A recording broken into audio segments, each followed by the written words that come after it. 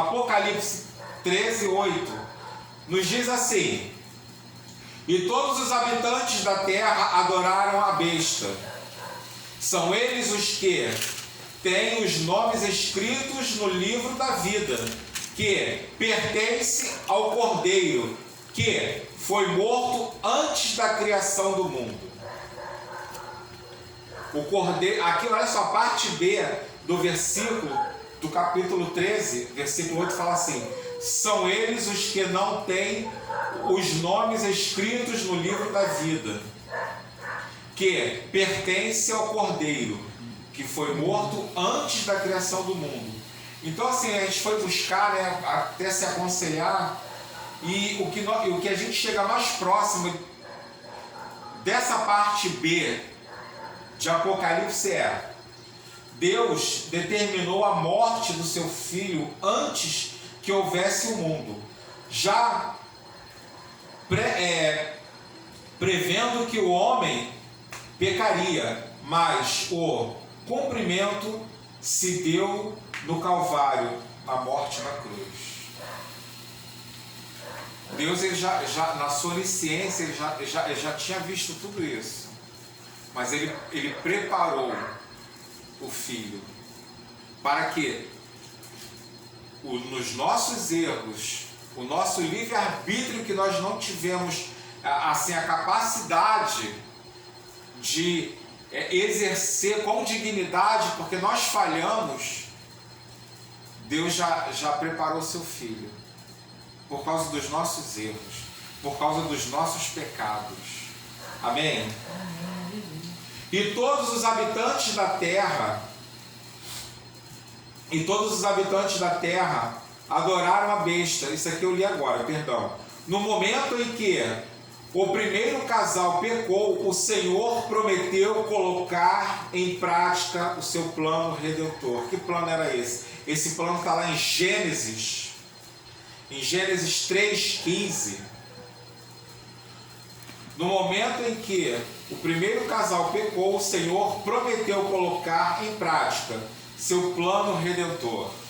Gênesis 3:15.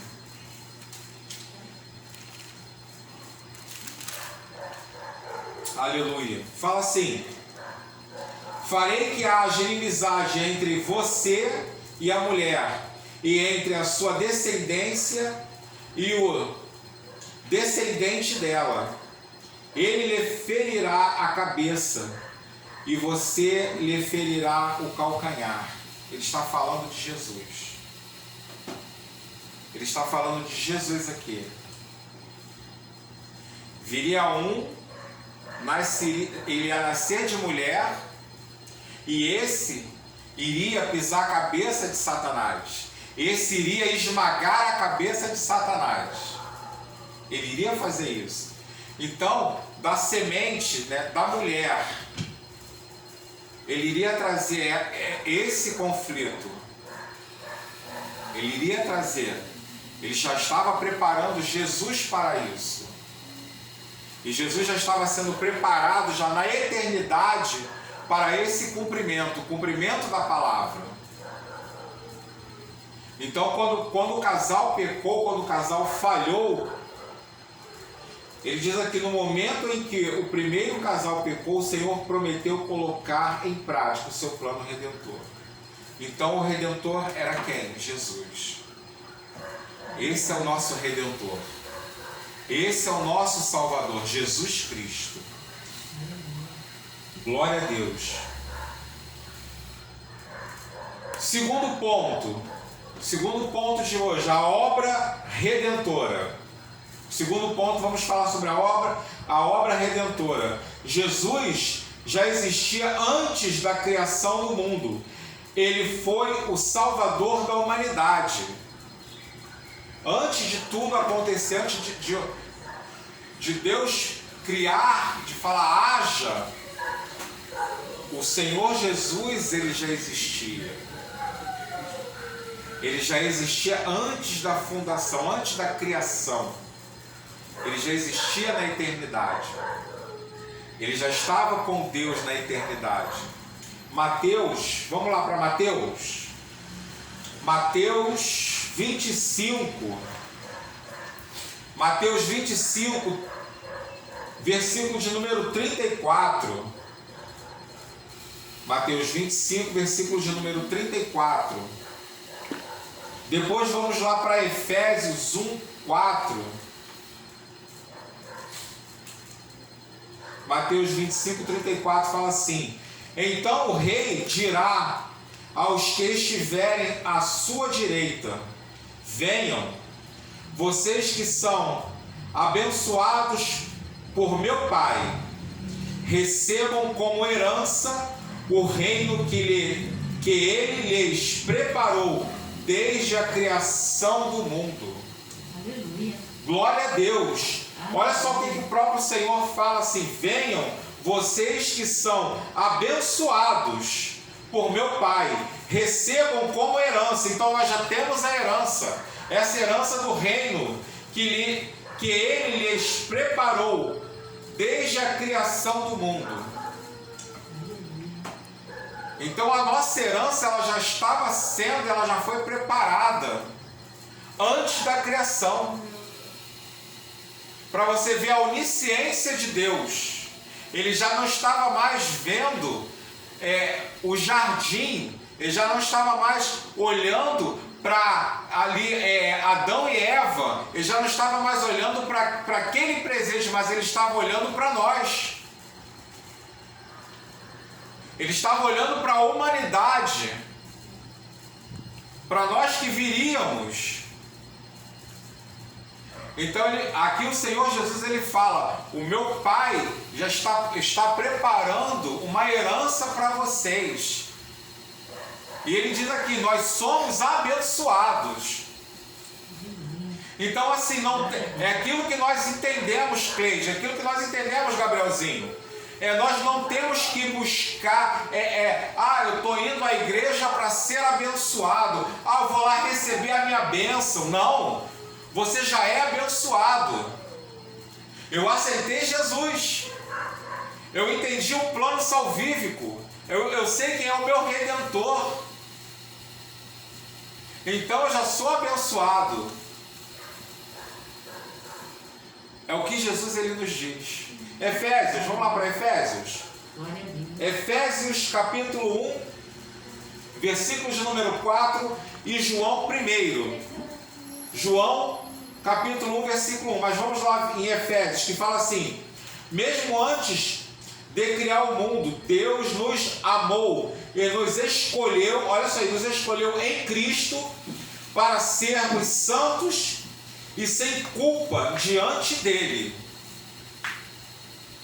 Mesmo antes de criar o mundo, Deus nos amou e nos escolheu em Cristo para sermos santos e sem culpa diante dele. A sua tradução fala o que, Giovanni, aí? Pois nos elegeu nele antes da fundação do mundo, para sermos santos e irrepreensível. Aleluia. Diante dele em amor.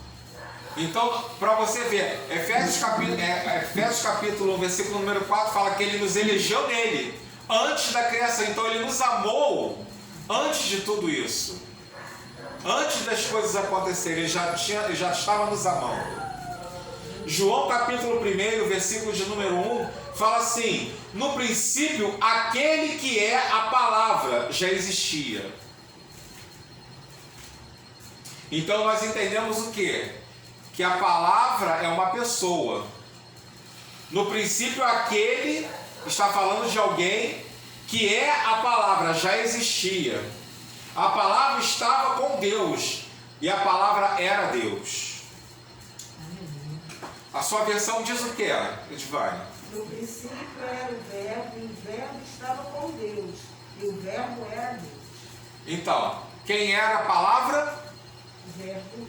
Quem era a palavra? Jesus. Então a palavra é uma pessoa, porque ele está falando de alguém. Ele não está falando de alguma coisa, mas ele está falando de alguém. Esse é que é o interessante. É que nós às vezes, precisamos entender melhor, precisamos nos aprofundar melhor. Aleluia. No no princípio aquele que é a palavra já existia. Olha só, glória a Deus. Deus sabia que não encontraria homem algum na terra para executar a obra redentora. A onisciência de Deus, Deus olhando para a terra, Ele não via um justo, Ele não via um homem capaz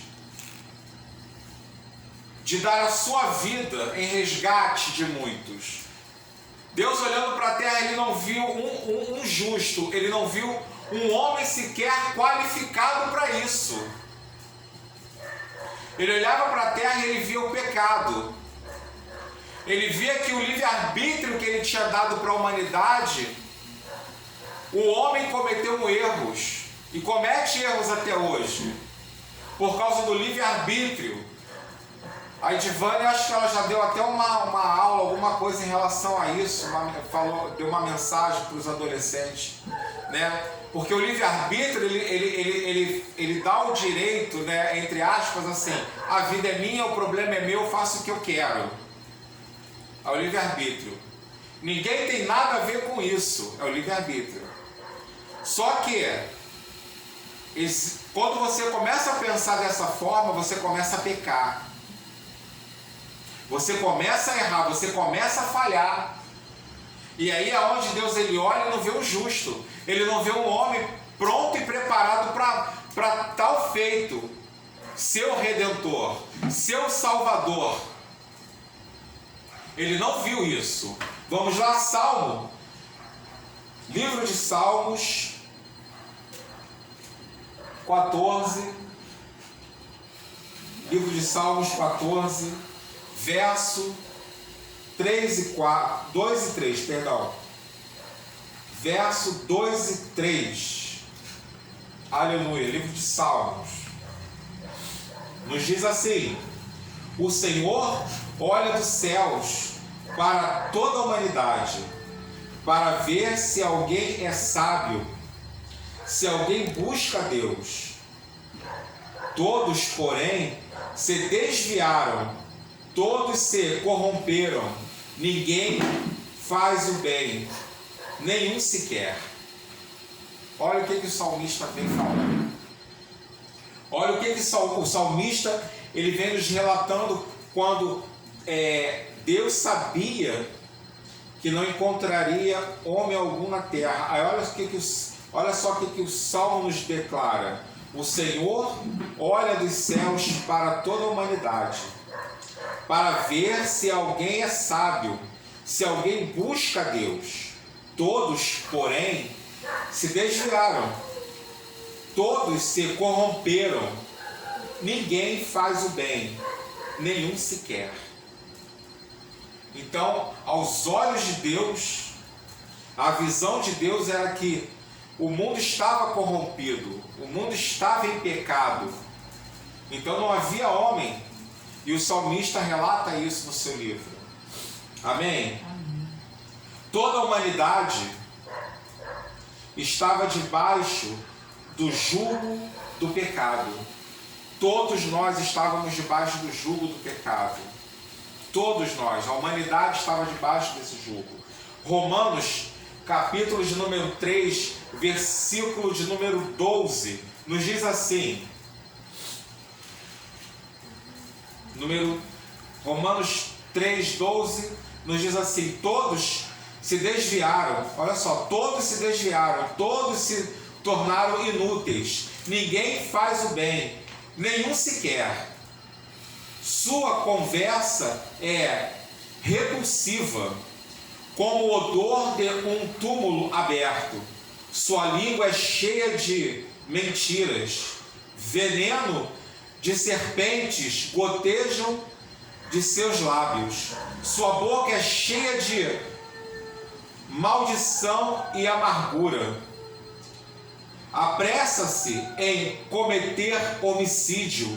Por onde passam, deixam destruição e sofrimento. Não sabem onde encontrar paz.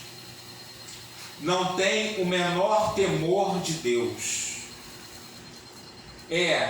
Evidente que a lei se aplica àqueles a quem ela foi entregue, pois seu propósito é evitar desculpas e mostrar que todo mundo é culpado diante de Deus.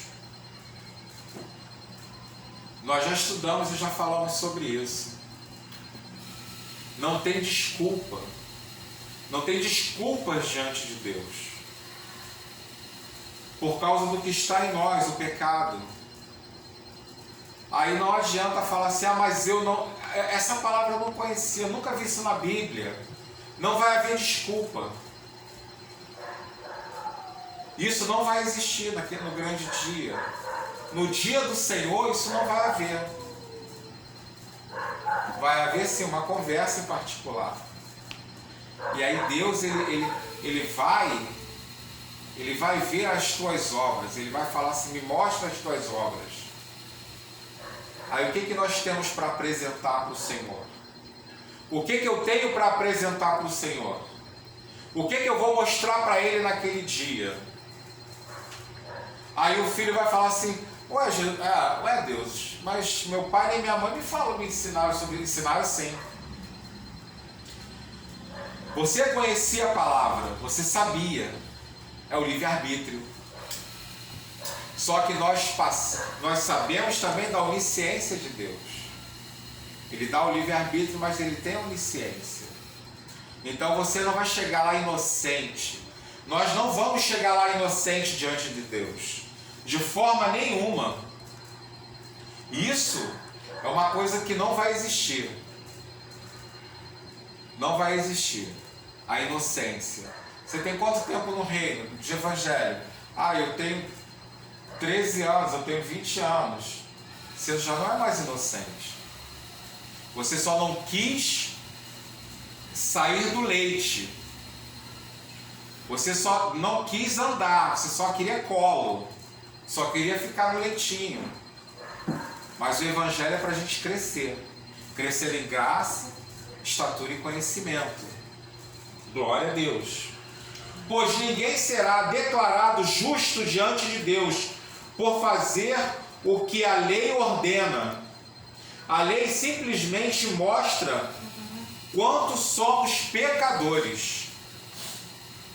A lei ela só nos mostra o quanto somos pecadores. Agora, porém, conforme prometido na lei de Moisés e nos profetas, Deus nos mostrou como somos declarados justos diante dele sem as exigências da lei.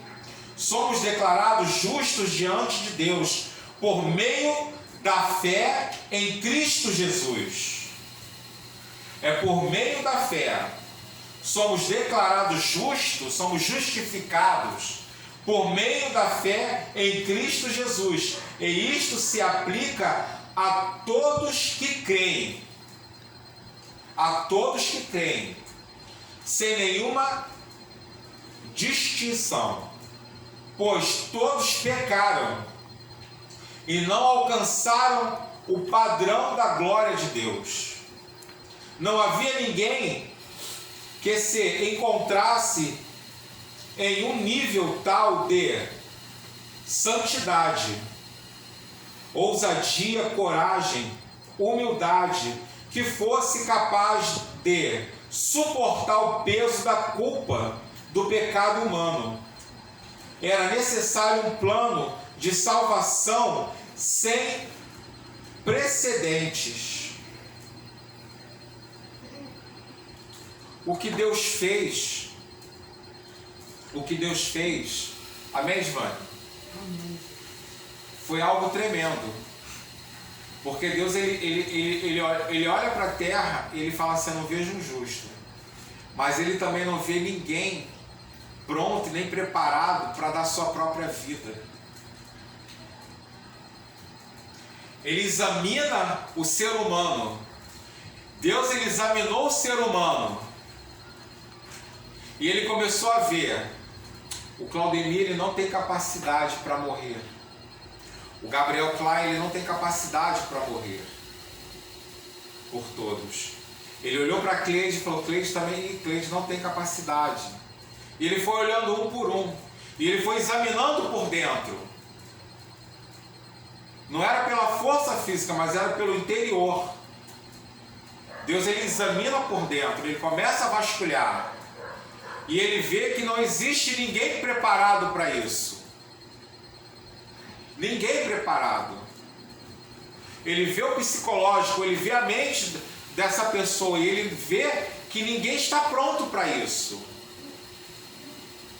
É por isso que ele tem o seu filho, o Redentor.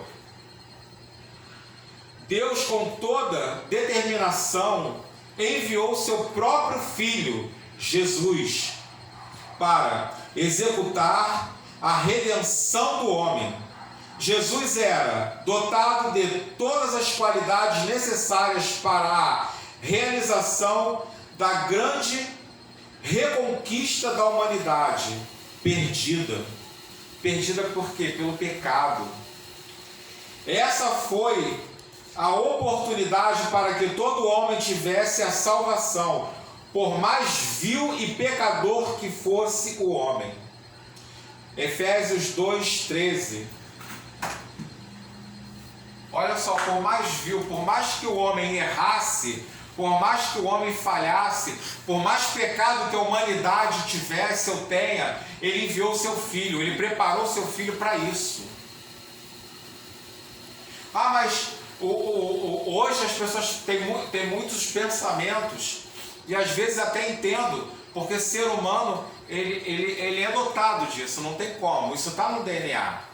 Só que o plano salvífico ele faz com que mudemos o nosso pensamento. É por isso que ele falou: não tem ninguém pronto. Por quê? Porque às vezes a gente vê alguma tragédia, alguém fazendo uma barbaridade, a gente fala assim: deveria ter pena de morte, aquela pessoa deveria morrer. Ah, mas foi tanta crueldade. Mas Deus, ele perdoa. Deus, ele perdoa o pecado da humanidade. Deus, ele perdoa a falha, o erro. E aí, como é que faz? Aquela pessoa que fez a atrocidade, aquela pessoa que fez a maldade, ela precisa pagar e deve pagar pelo seu crime, pelo seu erro. Ela precisa pagar diante da lei dos homens e até diante de Deus. Jesus, ele perdoa? Perdoa. Ah, mas como assim? Deus, ele perdoa, ele veio para isso. Jesus, ele veio para isso, para morrer pelos nossos pecados, pelos nossos erros, pelas nossas transgressões. Isaías, no seu livro, há 700 anos antes do nascimento de Jesus, ele já havia profetizado, ele já havia falado sobre isso. Então, assim, ah, mas é justo? Olha só, o justo juiz é o Senhor. Nós só devemos obedecer a sua palavra. Eu creio na transformação através de Jesus, sim. Eu creio na restauração através de Jesus, sim. Eu creio na regeneração do homem, sim, através de Jesus. Através de Jesus. Não é através de falar. Ah, eu mudei da boca para fora, não. Você precisa ser transformado, você precisa ser mudado. Jesus, ele tem que fazer a obra por dentro, a obra salvífica. Mudar a mente, a nossa mente. Mudar a nossa mente. Às vezes, o que eu estou falando aqui é de tempos e momento atual. Porque nós vemos tanta coisa ruim, tanta coisa acontecendo de ruim, que às vezes nós falamos assim: ah, mas essa pessoa não deveria nem estar viva. Não.